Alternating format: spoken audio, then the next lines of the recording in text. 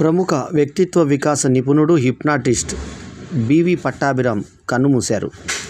పలు సినిమాల్లో కూడా కనిపించినటువంటి పట్టాభిరామ్ అంటే సినిమాల్లో కూడా ఆయన పేరుని, ఆయన యొక్క ఫేమ్ని వాడుకున్నారు. ముఖ్యంగా జంధ్యాల సినిమాలో పట్టాభిరామ్ గారి ప్రస్తావన ఉండేది.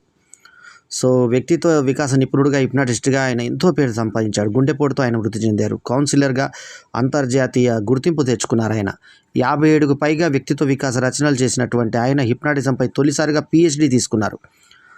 తెలంగాణ సీఎం రేవంత్ రెడ్డి, ఆంధ్రప్రదేశ్ సీఎం చంద్రబాబు సహా పలువురు ప్రముఖులు సంతాపాన్ని వ్యక్తం చేశారు.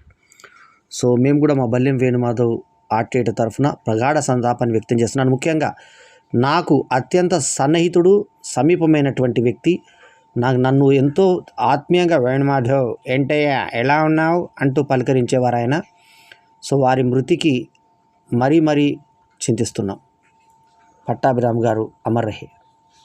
మా గురువుగారు చొక్కా వెంకటరమణ గారికి గురువు, అంటే నాకు గురువుగా ఉన్నటువంటి బివి పట్టాభిరామ్ గారు మ్యాజిక్లో ఒక శకం, హిప్నాటిజంలో ఒక శకం, అట్లాగే వ్యక్తిత్వ వికాసంలో కూడా ఆయనే మొట్టమొదటి వ్యక్తిత్వ వికాస నిపుణుడు అంటే కూడా అతిశయోక్తి కాదు.